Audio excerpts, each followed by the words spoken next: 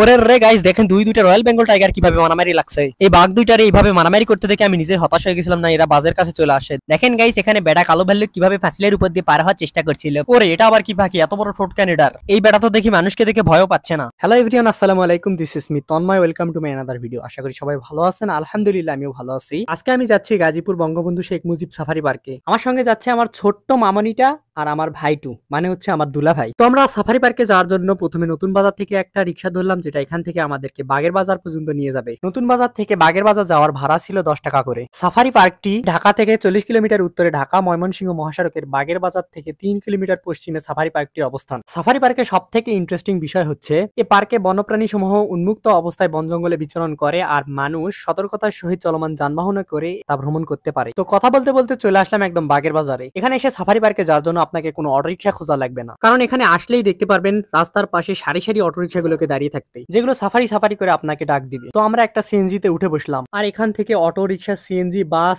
যেটাতে ওঠেন না কেন বাগের বাজার থেকে সাফারি পার্ক পর্যন্ত 40 টাকা করে ভাড়া নেবে। আর 40 টাকা করে ভাড়া নিয়ে সিএনজিটি আমাদেরকে একদম সাফারি পার্কে ঢোকার মেইন টিকিট কাউন্টারের সামনে নেমে দিয়েছিল। বঙ্গবন্ধু শেখ মুজিব সাফারি পার্কে প্রবেশ ফি ছিল যদি প্রাপ্তবয়স্ক হন তাহলে 50 টাকা, অপ্রাপ্তবয়স্ক 12 বছরের নিচে হলে পারে 20 টাকা, শিশুদের জন্য অর্থাৎ 6 বছরের নিচে হলে ফ্রি, আর যদি স্টুডেন্ট হন তাহলে 10 টাকা করে প্রবেশ ফি নিবে। তবে অবশ্যই প্রতিষ্ঠানের আইডি কার্ড দেখাতে হবে। তো আমি গিয়ে 50 টাকা করে 100 টাকা দিয়ে দুইটা টিকিট কেটে নিয়ে আসলাম, আর আমার ভাগ্নির বয়স 6 বছরের নিচে ছিল, তাই তার জন্য কোনো টিকিট লাগেনি। তো টিকিট চেকিং করে প্রথমে ভিতরে ঢুকতেই সামনে দেখতে পেলাম বঙ্গবন্ধু শেখ মুজিবুর রহমানের একটি প্রতিচ্ছবি। তারপর ডান দিকে তাকাতে দেখতে পেলাম সাফারি পার্কের ডিসপ্লে ম্যাপ, অর্থাৎ পুরো সাফারি পার্কের কোথায় কি আছে এখানে একটি শর্ট ম্যাপের মাঝে তা তুলে ধরা হয়েছে। এখানে আসলে অবশ্যই প্রথমে ডিসপ্লে ম্যাপে পুরো সাফারি পার্কটি একবার দেখে নেবেন, তাহলে পার্কটি সবকিছু খুব সহজেই দেখতে পারবেন। তো ডিসপ্লে ম্যাপটি একটুখানি দেখে নেওয়ার পর সোজা কোর সাফারির দিকে এগোতে লাগলাম। সাফারি পার্কটিকে সম্পূর্ণ দুভাগে বিভক্ত করা হয়েছে। এক হলো কোর সাফারি আর 2 নাম্বার হলো সাফারি কিংডম। সাফারি কিংডমে বিভিন্ন ধরনের প্রাণীসমূহকে আবদ্ধ করে রাখা হয়, আর দর্শনার্থীরা বাইরে থেকে তা মুক্তভাবে দেখতে পারে। আর কোর সাফারিতে ঠিক তার উল্টো, অর্থাৎ এখানে প্রাণীসমূহ মুক্ত অবস্থায় থাকে আর দর্শনার্থীদের বাসের ভিতর থেকে আবদ্ধ অবস্থায় সম্পূর্ণ বন্য পরিবেশে পশু পাখিকে দেখার সুযোগ পাই। তো আমরা প্রথমে কোর সাফারিতে চলে আসলাম, আর কোর সাফারিতে টিকিট মূল্য ছিল 100 টাকা করে। আমরা মূলত শুক্রবার এখানে আসছিলাম, আর শুক্রবারে এখানে প্রচুর ভিড় হয়, আর কোর সাফারিতে টিকিট কাটার জন্য অনেক বড় লাইনের সম্মুখীন হতে হয়, তাই ফাঁকা দেখে তাড়াতাড়ি কোর সাফারিতে প্রথমে গেলাম। কোর সাফারি করার ক্ষেত্রে সবসময় একটা বিষয় খেয়াল রাখতে হয়, বাসের একদম সামনের সিটে না হয় একদম পিছনের সিটে বসলে সবকিছু খুব সুন্দরভাবে দেখা যায়। আসলে সামনের দিকে বসার ইচ্ছে ছিল, কিন্তু সিট না পাওয়ায় একদম পিছনের সিটে বসেছিলাম, আর এখানে বসে অবশ্য সুবিধা হয়েছে, কারণ পিছন দিয়েও খুব সুন্দরভাবে দেখা যাচ্ছিল। তো প্রথমে আমরা আফ্রিকান সাফারির মধ্যে ঢুকে পড়লাম, আর এখানে ঢুকে প্রথমে একটা পণ্ডিত মামা অর্থাৎ শিয়ালকে দেখতে পেলাম। তারপর আরেকটু সামনে এগোতেই একদল জেব্রাকে দেখতে পেলাম, যেগুলো আমাদের বাসের একদম কাছেই ছিল। যে কোনো প্রাণীকে দেখার পর সেখানে বাস কিছুক্ষণের জন্য থামানো হয়, কারণ সকল দর্শনার্থী যেন প্রাণীসমূহকে খুব সুন্দরভাবে দেখতে পারে। মজার বিষয় হলো যদি ভাগ্য ভালো থাকে তাহলে সব প্রাণীকে দেখতে পাওয়া যায়, কিন্তু না দেখতে পাওয়ার সম্ভাবনা বেশি, কারণ প্রাণীরা সবসময় বনের ভিতর থাকতে বেশি পছন্দ করে। আমরা মোটামুটি সবগুলো প্রাণীকেই দেখতে পেয়েছিলাম। আমাদের আগে যে বাসটি আসছিল তারা নাকি বাঘ, সিংহ একটাও দেখতে পায়নি। তো তারপর আরেকটু সামনে এগোতেই দেখতে পেলাম এক প্রজাতির হরিণকে, এগুলো সম্ভবত কমন ইল্যান্ড ছিল। তারপর চলে আসলাম আফ্রিকান সাফারি 2 এ। এখানে এসে প্রথমে কতগুলো বন্য ষাঁড়কে দেখতে পেয়েছিলাম, তারপর 2-1টা গয়ালকেও অনেক দূরে দূরে দেখতে পেলাম। তারপরে দেখা মিলল বাংলাদেশ থেকে বিলুপ্ত হওয়া প্রাণী, মানে নীলগাইয়ের।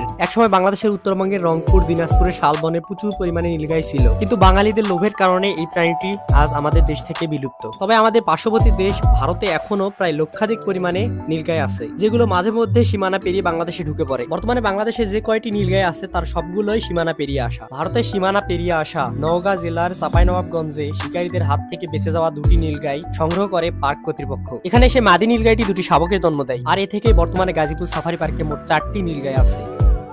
নীলগাই দেখার পরে চলে আসলাম আফ্রিকান কালো ভাল্লুক সাফারিতে। এখানে এসে 2টি ভাল্লুককে দেখতে পেলাম, যার একটি একটু দূরে আর একটি একদম আমাদের বাসের কাছেই ছিল। বাসের একদম কাছের এই ভাল্লুকটাকে এখানে কি জানি খাইতে দেওয়া হয়েছিল, আর ওই খাইতে ব্যস্ত ছিল। তো ভাল্লুকগুলোকে কিছুক্ষণ ধরে দেখার পরে চলে আসলাম একদম সিংহ সাফারিতে। তো এখানে এসে 2টা সিংহকে দেখলাম, যার একটা ছিল সিংহ আর একটা ছিল সিংহী, মানে একটা ছেলে আর একটা মেয়ে।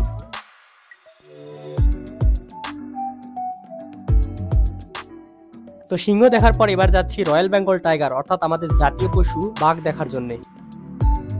সম্ভবত আমাদের ভাগ্য ভালো ছিল, সেই জন্য এখানে এসে 2টা বাঘকে দেখতে পেলাম।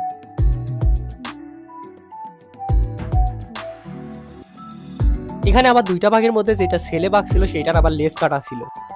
তো 20 মিনিটের কোর্স সাফারি শেষ করে এখন যাচ্ছে সাফারি কিংডমে। সাফারি কিংডমে থাকা প্রাণীগুলোকে দেখার জন্য আবার আলাদা আলাদাভাবে টিকিট কাটা লাগে। তবে এখানে একসঙ্গে কয়েকটা প্রাণীকে দেখার জন্য প্যাকেজের ব্যবস্থাও আছে। আমরা 100 টাকার একটা প্যাকেজ নিয়েছিলাম, যেটা দিয়ে 5 ধরনের পশু পাখিকে দেখতে পারবো। টিকিট কেটে প্রথমে চলে আসলাম ব্রাজিলিয়ান জাতীয় পাখি ম্যাকাও দেখার জন্য। এখানে ম্যাকাও ছাড়া আরো দেশি বিদেশি অনেক প্রজাতির পাখি ছিল, কতগুলো বনটিয়াকেও দেখতে পেলাম এখানে।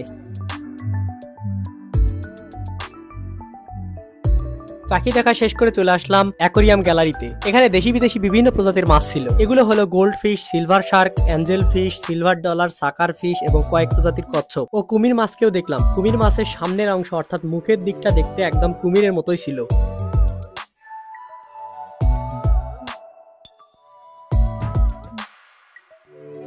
ফিশ অ্যাকোরিয়াম থেকে বেরিয়ে চলে আসলাম প্রজাপতি কর্নারে। প্রজাপতি কর্নারে এসে প্রথমে ঢোকার সময় শুধু একটা প্রজাপতিকে দেখতে পেয়েছিলাম, কিন্তু প্রজাপতি গার্ডেনে ঢুকে অনেক খোঁজাখুঁজি করার পরেও আর একটা প্রজাপতিকেও দেখতে পাইনি। তবে ভিতরের এই ঝর্ণাটা আমার কাছে অনেক ভালো লাগছে।